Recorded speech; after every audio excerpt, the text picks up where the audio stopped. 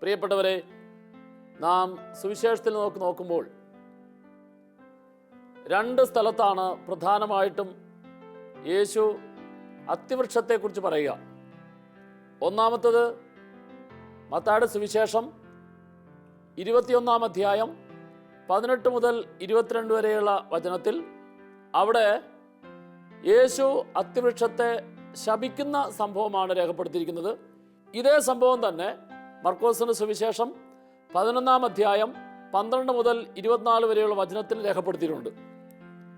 എന്താണ് ഈ അത്തിവൃക്ഷത്തെ ശപിക്കുന്നത് വഴിയായിട്ട് നമ്മൾ മനസ്സിലാക്കേണ്ടത്?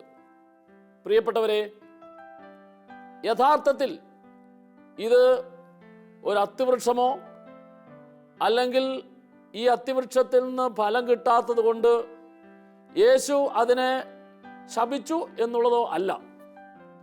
പ്രധാനമായിട്ടും യേശു പ്രതിപാദിക്കുന്ന ഈ അത്തിവൃക്ഷം ഇത് ഒരു പ്രതീകമാണ്.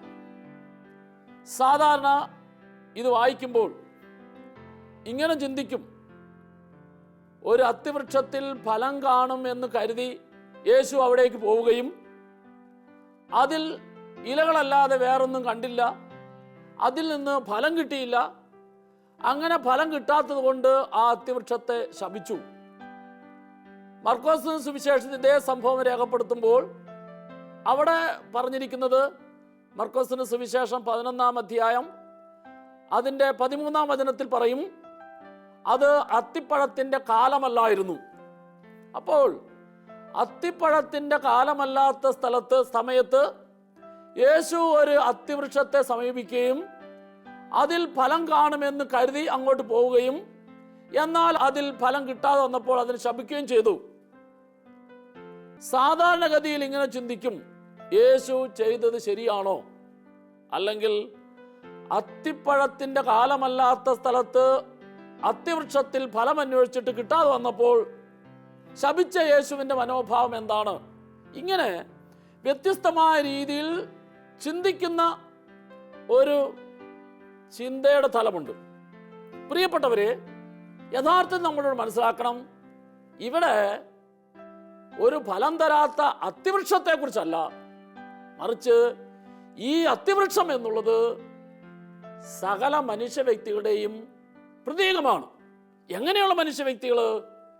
യേശു ആഗ്രഹിക്കുന്നതായ നന്മയുടെയും സ്നേഹത്തിൻ്റെയും ഫലം നൽകുന്നില്ല എങ്കിൽ ഈ നന്മയുടെയും സ്നേഹത്തിൻ്റെയും ഫലം ലഭിക്കാതിരിക്കാൻ മനുഷ്യനിലെ ഏത് പാപത്തിൻ്റെ ഏത് തിന്മയുടെ കാരണമാണോ ഉള്ളത്, ആ പാപത്തിൻ്റെയും തിന്മയുടെയും പ്രവൃത്തി അവനെ നാശത്തിലേക്ക് നയിക്കും എന്ന സൂചനയാണ്. പ്രിയപ്പെട്ടവരെ, നമ്മൾ ഈ ബൈബിൾ വചനത്തിൻ്റെ യേശു ഉപയോഗിക്കുന്ന ഈ ഉപമയുടെ അർത്ഥം മനസ്സിലാകണമെങ്കിൽ മത്തായിയുടെ സുവിശേഷത്തിൽ ഈ യേശു ശപിച്ച അത്തിവൃക്ഷത്തെക്കുറിച്ച് പ്രതിപാദിക്കുന്നതിന് തൊട്ട് മുമ്പ് ദേവാലയ ശുദ്ധീകരണത്തെക്കുറിച്ചാണ് രേഖപ്പെടുത്തിയിരിക്കുന്നത്. മത്തായിയുടെ സുവിശേഷം 21 അധ്യായത്തിൻ്റെ 12 മുതൽ 17 വരെയുള്ള വചനത്തിൽ രേഖപ്പെടുത്തുന്നു. ഇങ്ങനെയാണ് ആ വചനം ആരംഭിക്കുക. യേശു ദേവാലയത്തിൽ പ്രവേശിച്ച് അവിടെ ക്രയവിക്രയം ചെയ്തുകൊണ്ടിരുന്നവരെ ദേവാലയത്തിൽ നിന്ന് മാറ്റി പുറത്താക്കി. ഇനി ഇതേ സംഭവം തന്നെ യോഹന്നാന്റെ സുവിശേഷത്തിൽ രേഖപ്പെടുത്തുമ്പോൾ, യോഹന്നാന്റെ സുവിശേഷം 2 അധ്യായം 13 മുതലുള്ള വചനത്തിൽ രേഖപ്പെടുത്തുമ്പോൾ അവിടെ ദേവാലയ ശുദ്ധീകരണം യേശു നടത്തുമ്പോൾ ക്രയവിക്രയം ചെയ്തുകൊണ്ടിരുന്ന, ദേവാലയത്തിൽ കച്ചവടം ചെയ്തുകൊണ്ടിരുന്ന ആൾക്കാരെ ഒരു ചാട്ടയുണ്ടാക്കി യേശു അവിടെ അതിൽ നിന്നെല്ലാം അവരെ അവിടുന്ന് പുറത്താക്കി. യേശു ദേവാലയത്തിൽ ചെയ്ത ഈ അധികാരത്തോടു കൂടിയുള്ള കാര്യം കേട്ട് കഴിഞ്ഞപ്പോൾ യഹൂദന്മാർ യേശുവിനെതിരെ പിറുപിറുത്തു എന്ന് യോഹന്നാന്റെ സുവിശേഷത്തിൽ രേഖപ്പെടുത്തിയിട്ടുണ്ട്. എന്താ പിറുപിറുത്തത്? ഇങ്ങനെ ചെയ്യാൻ ഇവൻ എന്ത് അധികാരമുള്ളത്? ഇപ്രകാരം പ്രവർത്തിക്കാൻ ഇവൻ ആരാണ് അധികാരം കൊടുത്തത്? ഉടനെ അങ്ങനെ യഹൂദന്മാർ യേശുവിനെ ധിക്കരിച്ച് ചോദിച്ചപ്പോൾ, യേശുവിന്റെ മുമ്പിൽ ഇതുപോലത്തെ ചോദ്യം ഉയർന്നപ്പോൾ യേശു അവിടെ ഒരു ഉത്തരം കൊടുക്കുന്നുണ്ട്. അതാണ് യോഹന്നാന്റെ സുവിശേഷം 2 അധ്യായം 18 മുതലുള്ള വചനത്തിൽ യേശു പറഞ്ഞു, നിങ്ങൾ ഈ ദേവാലയം നശിപ്പിക്കുക, ഞാൻ ഇതിനെ 3 ദിവസം കൊണ്ട് പുനരുദ്ധരിപ്പിക്കും. ഇത് കേട്ടപ്പോൾ അവർ വീണ്ടും യേശുവോട് ചോദിച്ചു, 46 സംവത്സരം എടുത്തു ഈ ദേവാലയത്തിന്റെ പണി പൂർത്തിയാക്കാൻ, നീ വെറും 3 ദിവസം കൊണ്ട് ഇത് പുനരുദ്ധരിക്കുമോ? ഇങ്ങനെ അവർ ചോദിച്ചപ്പോൾ, അങ്ങനെ ചോദിച്ച അവരോട് യേശു ഇങ്ങനെ ഉത്തരം പറഞ്ഞു. അതാണ് യോഹന്നാന്റെ സുവിശേഷം 2-ാം അധ്യായം അതിന്റെ 21-ാം തിരുവചനത്തിൽ യേശു തന്റെ ശരീരമാകുന്ന ദേവാലയത്തെ കുറിച്ചാണ് ഇവിടെ പ്രതിപാദിച്ചത്. യേശു തന്റെ ശരീരമാകുന്ന ദേവാലയത്തെ കുറിച്ചാണ് ഇവിടെ പറഞ്ഞത് എന്ന് അവിടെ വചനത്തിൽ അടിവരയിട്ട് രേഖപ്പെടുത്തുകയാണ്. അപ്പോൾ നമ്മൾ എന്താ മനസ്സിലാക്കേണ്ടത്? ദേവാലയത്തിന്റെ ശുദ്ധീകരണം എന്ന് പറഞ്ഞാൽ ഓരോ വ്യക്തിയുടെയും ശരീരമാകുന്ന ദേവാലയത്തിന്റെ ശുദ്ധീകരണത്തെ കുറിച്ചാണ്. കർത്താവിന്റെ വചനം ഇങ്ങനെ പറയുന്നു. 1 കൊറിന്തോസുകാർക്ക് എഴുതിയ ലേഖനത്തിന്റെ 3-ാം അധ്യായത്തിന്റെ 16-ഉം 17-ഉം തിരുവചനം, നിങ്ങൾ ദൈവത്തിന്റെ ആലയമാണെന്നും ദൈവത്തിന്റെ ആത്മാവ് നിങ്ങളിൽ വസിക്കുന്നുവെന്നും ദൈവത്തിന്റെ ആലയം നശിപ്പിക്കുന്നവനെ ദൈവവും നശിപ്പിക്കും. ദൈവത്തിന്റെ ആലയം പരിശുദ്ധമാണ്, ആ ആലയം നിങ്ങൾ തന്നെ. കർത്താവിന്റെ വചനം അടിവരയിട്ട് പറയുന്നതായ കാര്യം, ഈ ദേവാലയം മനുഷ്യ വ്യക്തികളുടെ ശരീരമാകുന്ന ദേവാലയമാണ്. അപ്പോൾ ദേവാലയത്തിന്റെ ശുദ്ധീകരണം എന്ന് പറഞ്ഞാൽ ദൈവത്തിന് ബലിയർപ്പിക്കേണ്ടതായ മനുഷ്യന്റെ ശരീരമാകുന്ന ദേവാലയം, ഈ ദേവാലയത്തിൽ പാപത്തിന്റെ മാലിന്യങ്ങൾ ഉണ്ടാകരുത്, അശുദ്ധി ഉണ്ടാകരുത്, ദുശീലത്തിൻ്റെതായ പ്രവണത ഉണ്ടാകരുത് എന്ന് പറഞ്ഞാൽ ഈ ശരീരത്തെ ദൈവം നൽകിയിരിക്കുന്നത് ഈ ശരീരത്തെ വിശുദ്ധിയോടുകൂടി കാത്തു സൂക്ഷിച്ച് ഓരോ പ്രാവശ്യവും ദൈവത്തിന് ബലിയർപ്പിക്കാനായിട്ടുള്ളതാണ്. അപ്പോൾ ദേവാലയത്തിന്റെ ശുദ്ധീകരണം എന്ന് ദൈവത്തിന്റെ വചനത്തിൽ പറയുമ്പോൾ നമ്മൾ മനസ്സിലാക്കേണ്ടത് നമ്മുടെ ഓരോരുത്തരുടെയും ശരീരമാകുന്ന ദേവാലയത്തിന്റെ ശുദ്ധീകരണത്തെ കുറിച്ചാണ്. Praise the Lord, praise the Lord. അപ്പോൾ അറിയൂ, ഇവിടെ യേശു അത്തിവൃക്ഷത്തെ ശപിക്കുന്നു എന്ന ബൈബിൾ ഭാഗം പ്രതിപാദിക്കുന്നതിന് മുമ്പ് ഈ ദേവാലയത്തിന്റെ ശുദ്ധീകരണത്തെ കുറിച്ച് യേശു പഠിപ്പിച്ചതിന് ശേഷം എന്നിട്ടും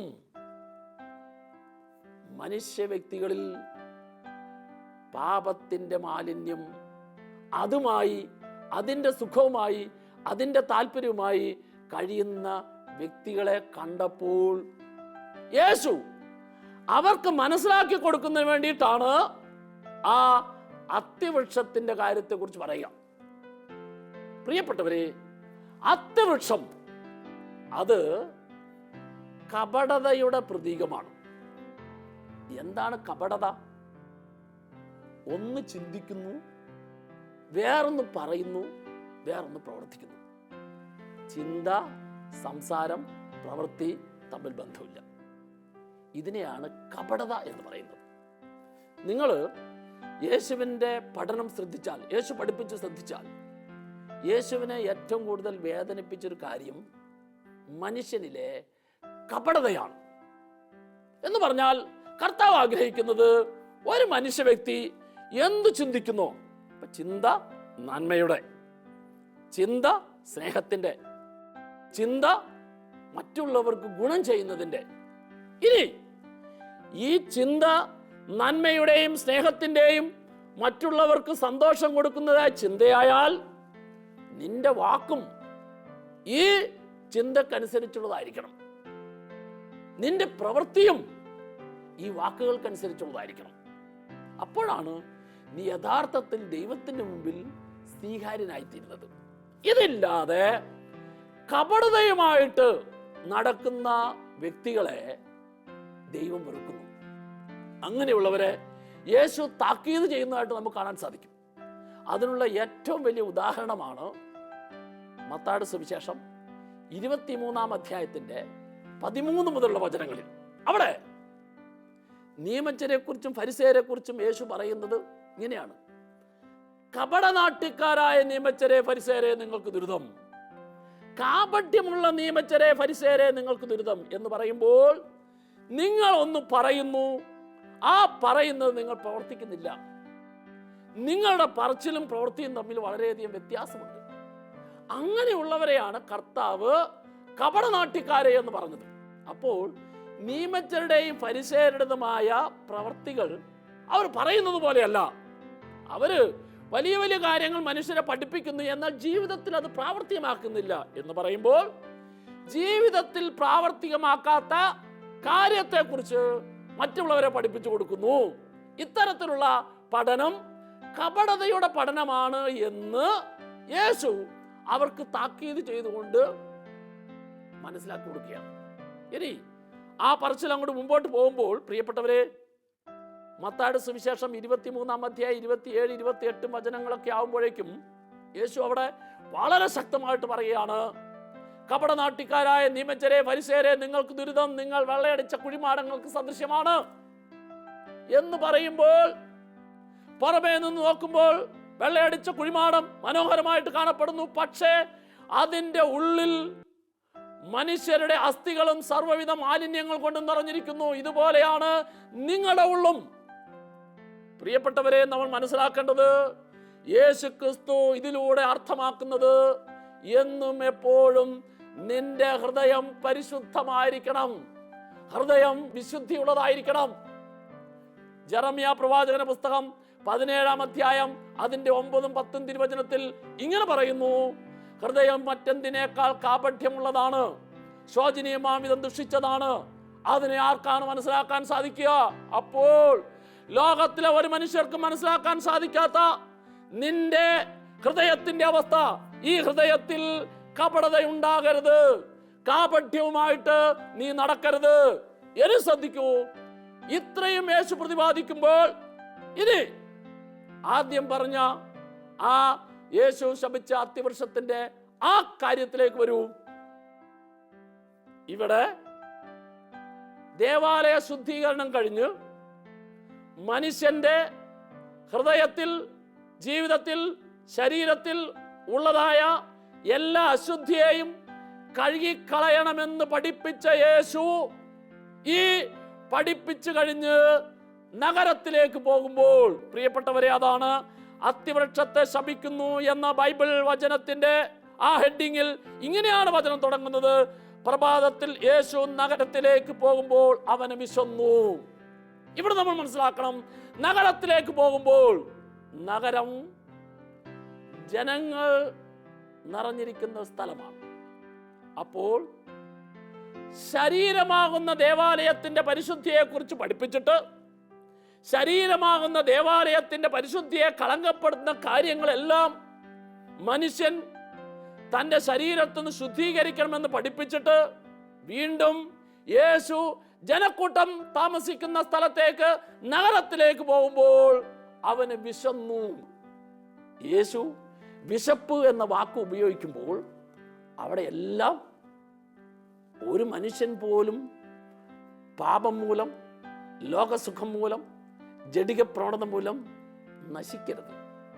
കർത്താവിൻ്റെ ലക്ഷ്യം യോഹന്നാന്റെ സുവിശേഷം 3-ാം അധ്യായം 16-ാം തിരുവചനം, ഒരു വ്യക്തി പോലും നശിച്ചു പോകരുത്, എല്ലാവരും രക്ഷപ്പെടണം. ഇതാ കർത്താവ് ഇത് പഠിപ്പിച്ചിട്ട് മുമ്പോട്ട് പോകുമ്പോൾ ഒരു ജനക്കൂട്ടം, അല്ലെങ്കിൽ ആ ജനക്കൂട്ടം ഇസ്രായേലിന്റെ പ്രതിനിധിയാണ്. ഇന്ന് ഈ ലോകത്തിൽ നമ്മൾ ഓരോരുത്തരും അതിനകത്ത് പെടുന്നു എന്ന് പറഞ്ഞാൽ അർത്ഥം, ഏതെല്ലാം മനുഷ്യ വ്യക്തിയാണോ കർത്താവിന്റെ വചനം കേട്ടിട്ട്, കർത്താവിന്റെ വചനം മനസ്സിലാക്കിയിട്ട് ആ വചനത്തെ സ്വീകരിച്ച് ശുദ്ധീകരിക്കാതെ വീണ്ടും കപടതയുമായിട്ട് നടക്കുന്നത്, വീണ്ടും ആ വചനത്തിൽ അധിഷ്ഠിതമായ ജീവിതം നയിക്കാതെ മറ്റുള്ളവരെ കാണിക്കുന്നതിന് വേണ്ടിയിട്ട് നടക്കുന്നത്, അങ്ങനെയുള്ള ഓരോ വ്യക്തിയും കർത്താവിന്റെ മുമ്പിൽ ഫലം സ്വീകരിക്കാതെ തള്ളിക്കളയപ്പെടുന്ന വ്യക്തികളാണ് എന്ന കാര്യം ഇതിലൂടെ സൂചിപ്പിച്ചു തരികയാണ്. അപ്പോൾ നഗരത്തിലേക്ക് പോകുമ്പോൾ യേശുവിന് വിശന്നു. യേശു പഠിപ്പിച്ചതായ കാര്യങ്ങൾ മനസ്സിലാക്കാതെ വീണ്ടും പാപത്തിന്റെ വഴിയിലൂടെ തുടരുന്ന മനുഷ്യ വ്യക്തികളെ കണ്ടപ്പോൾ അവരെ കൂടി രക്ഷിക്കാൻ വേണ്ടി വന്നവനാ യേശു ക്രിസ്തുവിന് അവര് രക്ഷയുടെ മാർഗത്തിലേക്ക് കടന്നു വരുന്നില്ലല്ലോ എന്ന് ഓർത്ത് യേശു അവരെ കണ്ടപ്പോൾ, പ്രിയപ്പെട്ടവരെ, ഫലം നൽകാതെ ഫലമുണ്ട് എന്നുള്ള രീതിയിൽ മറ്റുള്ളവരുടെ മുമ്പിൽ കപടതയുമായി ജീവിക്കുന്ന മനുഷ്യ വ്യക്തികളെയെല്ലാം ഈ അത്തിവൃക്ഷത്തോട് കർത്താവ് ഉപമിക്കുകയാണ്. ഫലം തരാത്ത അത്തിവൃക്ഷം പോലെ തന്നെ മനുഷ്യ വ്യക്തികൾ നന്മയുടെയും സ്നേഹത്തിൻ്റെയും വിശ്വസ്തതയുടെയും ഫലം നൽകുന്നതിന് പകരം അത് നൽകാതെ നൽകുന്നുണ്ട് എന്ന് മറ്റുള്ളവരുടെ മുമ്പിൽ കാണിക്കുന്ന വിധത്തിൽ കപടതയുമായി കഴിഞ്ഞാൽ അങ്ങനെയുള്ളവർക്ക് കർത്താവ് ആഗ്രഹിക്കുന്ന ഫലം, ദൈവരാജ്യ അനുഭവം, സ്വർഗീയമായ ആനന്ദം അത് കിട്ടുകയില്ല എന്ന വെളിപ്പെടുത്തൽ കർത്താവ് ഇതിലൂടെ നൽകുകയാണ്. ഇവിടെ യേശു ഫലം തരാത്ത അത്തിവൃക്ഷത്തെ ശപിച്ചു എന്ന് പറയുമ്പോൾ നമ്മൾ മനസ്സിലാക്കണം, യേശു ഒരിക്കലും ഒരു വ്യക്തിയെ ശപിക്കുന്നില്ല. യേശു ഒരിക്കലും ഒരു വ്യക്തിയെ ശിക്ഷിക്കുന്നില്ല. പഴയ നിയമത്തിൽ ദൈവം അയക്കുന്ന ശിക്ഷ കാണുന്നുണ്ട്. എന്നാൽ പഴയ നിയമത്തിൻ്റെ എല്ലാം പൂർത്തീകരണമാണ് പുതിയ നിയമം. പുതിയ നിയമത്തിൽ ദൈവം പുത്രനായ യേശുവിനെ അയച്ചത് ലോകത്തെ ശിക്ഷിക്കാൻ വേണ്ടിയല്ല, രക്ഷിക്കാൻ വേണ്ടിയാണ്. അങ്ങനെയാണെങ്കിൽ എന്താണ് ശിക്ഷ? യേശുക്രിസ്തു പഠിപ്പിക്കുന്ന, കർത്താവിൻ്റെ വചനം പഠിപ്പിക്കുന്ന ശിക്ഷ എന്താണ്? യോഹന്നാന്റെ സുവിശേഷം 3-ാം അധ്യായം 19-ാം തിരുവചനം. ഇതാണ് ശിക്ഷാവിധി. പ്രകാശം ലോകത്തിലേക്ക് വന്നിട്ടും മനുഷ്യർ പ്രകാശത്തേക്കാൾ അധികമായി അന്ധകാരത്തെ സ്നേഹിച്ചു എന്ന് പറഞ്ഞാൽ, രക്ഷ പ്രാപിക്കാനായിട്ട്, വിജയം പ്രാപിക്കാനായിട്ട് ദൈവം ഇഷ്ടം പോലെ അവസരങ്ങൾ തന്നു. ദൈവം നൽകുന്ന അവസരത്തെ സ്വീകരിക്കാതെ ഈ അവസരത്തെ തള്ളിക്കളയുന്നതാണ് ശിക്ഷ. അപ്പോൾ ഈ ശിക്ഷ വരുന്നത് അത് ദൈവത്തിൽ നിന്നല്ല, മറിച്ച് ദൈവം തരുന്നതായ അവസരത്തെ മനുഷ്യൻ സ്വീകരിക്കാതെ ആ തള്ളിക്കളയുന്നതാണ് ശിക്ഷ.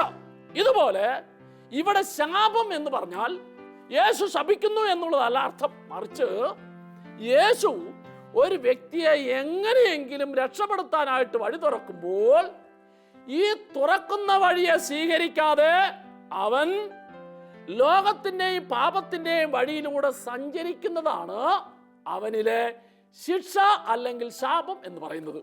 ഇവിടെ യേശു അത്തിവൃക്ഷത്തെ ശപിച്ചു എന്ന് പറയുമ്പോൾ അത് യഥാർത്ഥത്തിൽ ഒരു അത്തിവൃക്ഷമോ യഥാർത്ഥത്തിൽ ഒരു ഫലം തരാത്തതായ അവസ്ഥയോ അല്ല, മറിച്ച് ഇതോരോ മനുഷ്യ വ്യക്തിയുടെയും പ്രതിനിധിയാണ്.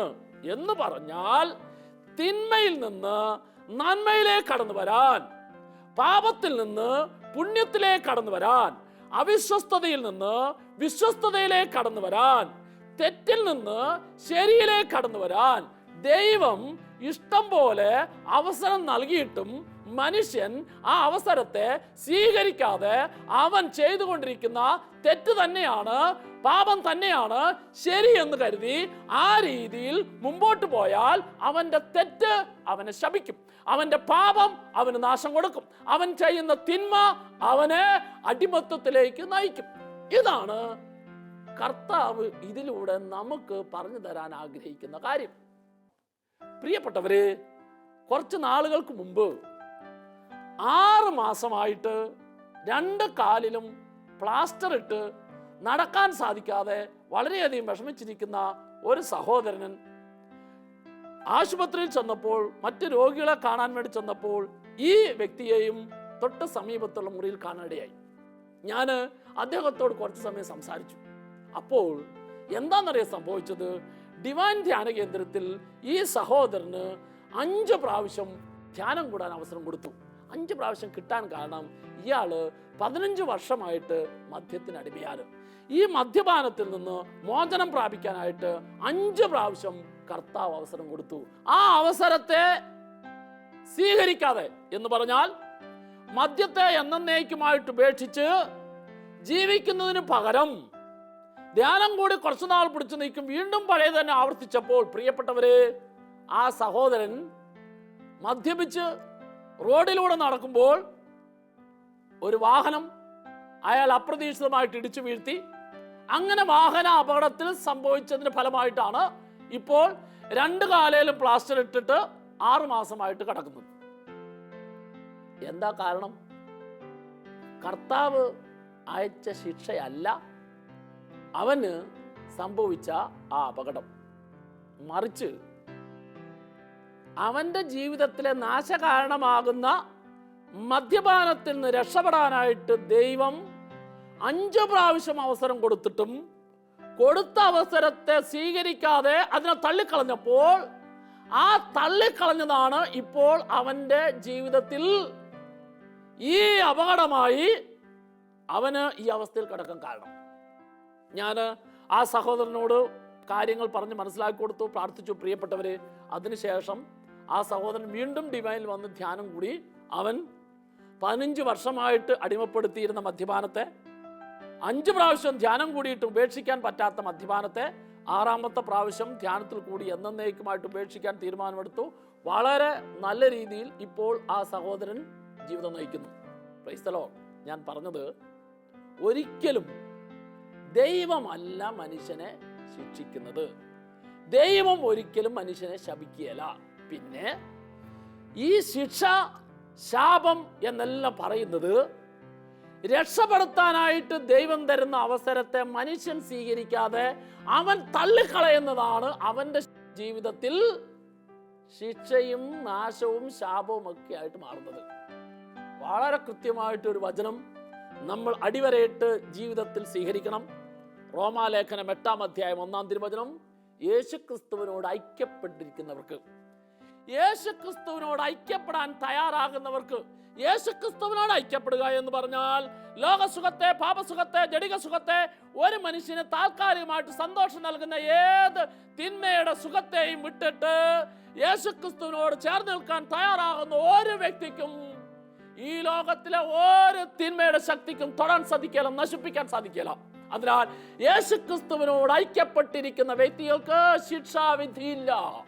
ഇവിടെ യേശു പറയുന്ന ഈ അത്തിവൃക്ഷവും ഈ ശാപവും എല്ലാം ഞാനും നിങ്ങളും മനസ്സിലാക്കണം.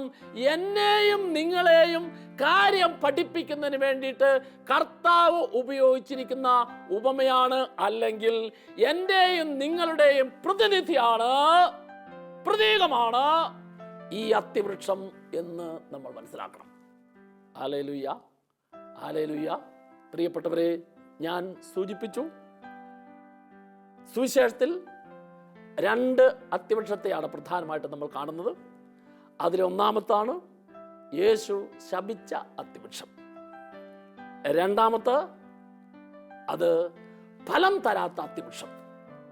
അതാണ് ലൂക്കായുടെ സുവിശേഷം 13-ാം അധ്യായം 6 മുതൽ 9 വരെയുള്ള വചനത്തിൽ കാണുന്നത്. ലൂക്കായുടെ സുവിശേഷത്തിൽ മാത്രമേ ഈ അത്തിവൃക്ഷത്തെക്കുറിച്ചുള്ള പ്രതിപാദനമുള്ളൂ. ഫലം തരാത്ത അത്തിവൃക്ഷം എന്താണ് ഇത് സൂചിപ്പിക്കുക? അവിടെ വചനം പറയുന്നു, യേശു ഒരു ഉപമ പറഞ്ഞു. അത് ഒരു കൃഷിക്കാരൻ ഒരുവൻ തൻ്റെ മുന്തിരിത്തോട്ടത്തിൽ ഒരു അത്തിവൃക്ഷം വെച്ച് പിടിപ്പിച്ചു. ഇത് ആ പറച്ചിലിൽ തന്നെ വളരെ കൃത്യമായിട്ട് നമുക്ക് മനസ്സിലാക്കാൻ സാധിക്കും. മുന്തിരിത്തോട്ടത്തിൽ നട്ടു വളർത്തിയ അത്തിവൃക്ഷം എന്ന് പറയുമ്പോൾ ഈ അത്തിവൃക്ഷം ഒരു പ്രതീകമാണ്. എന്തിന്റെ പ്രതീകം? മനുഷ്യരുടെ പ്രതീകം. എങ്ങനെയുള്ള മനുഷ്യർ? ശ്രദ്ധിക്കൂ, യേശു പ്രത്യേകമായ പരിഗണന കൊടുത്തവർ എന്ന് പറഞ്ഞാൽ എന്തിനുള്ള പരിഗണനയാണ്? എങ്ങനെയെങ്കിലും രക്ഷപ്പെടുത്തണം എന്നുള്ളതായ പരിഗണന. പ്രിയപ്പെട്ടവരെ, ഓരോ പ്രാവശ്യവും ഓരോ വ്യക്തിയും ഒരു തെറ്റിലേക്ക്, ഒരു പാപത്തിലേക്ക്, ഒരു ദുശീല പ്രവൃത്തിയിലേക്ക് പോകുമ്പോൾ കർത്താവിൻ്റെ മനസ്സ് വേദനിക്കുന്നു. എന്തിനുള്ള വേദനയാ? പിശാച് അവനെ പിടിച്ചു കഴിഞ്ഞാൽ അവനെ നാശത്തിലേക്ക് നയിക്കും. അതുകൊണ്ട് എൻ്റെ മകൻ, എൻ്റെ മകൾ നാശത്തിലേക്ക് പോകുന്നല്ലോ എന്നോർത്തുള്ള വേദനയാണ്. ഈ വേദനിക്കുന്ന കർത്താവിൻ്റെ വേദനയെ തിരിച്ചറിയണം. അവിടെ പറയുകയാണ്, 3 വർഷമായി ഞാൻ ഈ അത്തിവൃക്ഷത്തിൽ നിന്ന് ഫലം അന്വേഷിച്ചു വരുന്നു എന്ന് പറഞ്ഞാൽ ഫലം പുറപ്പെടുവിക്കേണ്ടതായ മനുഷ്യ വ്യക്തികൾ ഫലം കിട്ടുമെന്ന് കരുതി കർത്താവ് പല പ്രാവശ്യം അവസരങ്ങൾ കൊടുത്തു. ആവർത്തിച്ച് അവസരം കൊടുത്തിട്ടും കർത്താവിൻ്റെ പരിഗണനയെ തിരിച്ചറിയാതെ, ശ്രദ്ധിക്കാതെ, ഞാൻ ചെയ്യുന്നതാണ്, ഞാൻ പറയുന്നതാണ്, ഞാൻ പ്രവർത്തിക്കുന്നതാണ് ശരി എന്നുള്ള മനോഭാവത്തോടുകൂടി ലോകത്തിലേക്ക് നോക്കി ലോകത്തിൻ്റെ സന്തോഷവും ലോകത്തിൻ്റെ സുഖത്തിനും വേണ്ടിയിട്ട് ഒരു മനുഷ്യ വ്യക്തി എങ്ങനെയെല്ലാം ആയാലും കുഴപ്പമില്ല, എനിക്കത് ചെയ്യണം, ഞാൻ അതേ ചെയ്യൂ, ഈ മനോഭാവത്തോടുകൂടി ജീവിക്കുന്ന ഓരോ വ്യക്തിയും ഈ അത്തിവൃക്ഷത്തിൻ്റെ പ്രതീകമാണ്. ഈ അത്തിവൃക്ഷത്തോട് കർത്താവ് യോജിപ്പിക്കുന്നു. അതിനാൽ പ്രിയപ്പെട്ടവരെ, കർത്താവിൻ്റെ പരിഗണന ലഭിക്കുന്ന ഓരോ വ്യക്തിയും എന്ത് ചെയ്യണം? ഇനിയെങ്കിലും ഇന്നലകളിലെ തെറ്റിൽ നിന്ന്, പാപത്തിൽ നിന്ന് പിന്തിരിയാനായിട്ട് തയ്യാറാകണം. Hallelujah, hallelujah. അപ്പോൾ നീ പ്രത്യേകമായിട്ട് മനസ്സിലാക്കൂ, നിന്റെ സംസാരം കർത്താവ് ആഗ്രഹിക്കുന്ന ഫലം തരുന്ന സംസാരമാണോ? നിന്റെ പ്രവൃത്തി കർത്താവ് ആഗ്രഹിക്കുന്ന ഫലം തരുന്ന പ്രവൃത്തിയാണോ? നിന്റെ പെരുമാറ്റം കർത്താവ് ആഗ്രഹിക്കുന്ന ഫലം തരുന്ന പെരുമാറ്റമാണോ? ഇന്നലകളിൽ ഈ മേഖലകളിൽ എവിടെയെങ്കിലും കുറവെന്നെങ്കിൽ ഇതാ കർത്താവ് നിനക്ക് ഒരവസരം കൂടി തന്നിരിക്കുന്നു. ആ കൃഷിക്കാരൻ വൃക്ഷം നോക്കുന്ന, തോട്ടം നോക്കുന്ന ആൾക്കാരുടെ ആ മനുഷ്യന്റെ അഭ്യർത്ഥന മാനിച്ചിട്ട് ഒരു പ്രാവശ്യം കൂടെ ഇതിനെ ഒന്ന് നോക്കൂ, ഞാൻ ചുവട് കളച്ച് വളമിട്ട് അടുത്ത പ്രാവശ്യം വരുമ്പോൾ ഫലം നൽകാൻ തക്ക വിധത്തിൽ ഞാൻ ഇതിനെ ഒരുക്കാം. പ്രിയപ്പെട്ടവര്, നമ്മൾ ഓരോരുത്തരും മനസ്സിലാക്കണം, കർത്താവ് ആ അത്തിവൃക്ഷത്തിന്റെ കാര്യം പറഞ്ഞതുപോലെ ഫലം നൽകാനായിട്ട് ഒരു പ്രാവശ്യം കൂടെ അവസരം നൽകിയതുപോലെ നമുക്കൊക്കെ കർത്താവ് അവസരം തരികയാണ്. അതിനാൽ നീ ഇന്നലകളിലെ പാപത്തിൽ, പാപസുഖത്തിൽ തുടരാം എന്ന് കരുതരുത്. ഇന്നലകളിലെ പാപത്തിന്റെ പ്രവൃത്തികൾ ഏതെല്ലാമായാലും അതിൽ നിന്ന് പിന്തിരിഞ്ഞ് അനുതാപത്തോടെ കർത്താവിന്റെ സന്നിധിയിലേക്ക് തിരിച്ചു വരണം. പശ്ചാത്തപിച്ചില്ലെങ്കിൽ, തെറ്റിൽ നിന്ന് പിന്തിരിഞ്ഞില്ല എങ്കിൽ, ചെയ്തുകൊണ്ടിരിക്കുന്ന പാപത്തിന്റെ പ്രവൃത്തിയിൽ നിന്ന് പിന്തിരിഞ്ഞില്ല എങ്കിൽ, നീ ഫലം നൽകാത്തതായ ഒരു അത്തിവൃക്ഷമായാൽ ഏത് കാരണമാണോ നിന്നിൽ ഫലം തരാത്തതിൻ്റെ കാരണമായി തീരുന്നത്, ആ കാരണം നിന്നെ നശിപ്പിക്കും, ആ കാരണം നിന്നെ ശിക്ഷിക്കും, ആ കാരണം നിനക്ക് ദുഃഖവും വേദനയും അടിമത്തവും തരും. അതിനാൽ നമുക്ക് തിരിച്ചറിയാം, കർത്താവ് ആഗ്രഹിക്കുന്ന നന്മയുടെ ഫലം പുറപ്പെടുവിക്കുവാൻ എന്നിലെ പാപത്തിൻ്റെ പ്രവണത ഏതാണ്, കപടതയുടെ അവസ്ഥ ഏതാണ്, തിന്മയുടെ അവസ്ഥ ഏതാണ്, അതിനെ ഓർത്ത് തെറ്റിപ്പോയി എന്ന ചിന്തയോടെ പശ്ചാത്തപിച്ച് തിരിച്ചു വരാൻ തയ്യാറാകാം. പശ്ചാത്തപിച്ച് തിരിച്ചു വരാൻ തയ്യാറായാൽ മാറോട് ചേർത്ത് ആലിംഗനം ചെയ്ത് നന്മയുടെ ഫലം പുറപ്പെടുവിക്കുവാൻ കർത്താവ് നിന്നെ ഒരുക്കുന്നു. ഒരു നിമിഷം കരങ്ങൾ കൂപ്പി കണ്ണുകടച്ച്, കർത്താവേ, നീ ആഗ്രഹിക്കുന്ന നന്മയുടെ ഫലം എൻ്റെ ഈ ജീവിതം കൊണ്ട് ഇന്നലകളിൽ എനിക്ക് പുറപ്പെടുവിക്കുവാൻ സാധിച്ചില്ല എങ്കിൽ, ഇതാ നീ എനിക്ക് ഇന്നു മുതൽ നൽകുന്ന പുതിയ അവസരത്തെ തിരിച്ചറിഞ്ഞ് ഇന്നലകളിലെ എല്ലാ പാപത്തിൻ്റെ വഴികളെയും വിട്ട് നന്മയുടെ വഴികളിലേക്ക് തിരിച്ചു വരുവാനുള്ള ദൈവിക ചൈതന്യം എനിക്ക് നൽകണമേ, ദൈവിക ശക്തി എനിക്ക് നൽകണമേ, ദൈവിക ബോധ്യം എനിക്ക് നൽകണമേ. യേശുവേ നന്ദി, യേശുവേ സ്തോത്രം.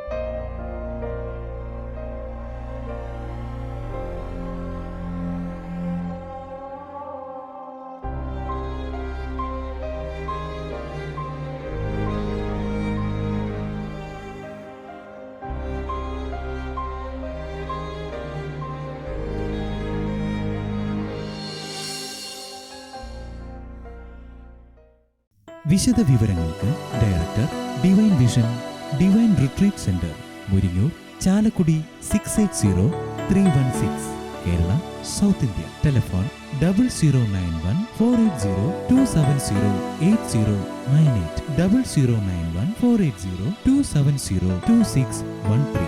Fax 0091-480-270-8097. Email mail.divinetv@gmail.com. Website www.drcm.org.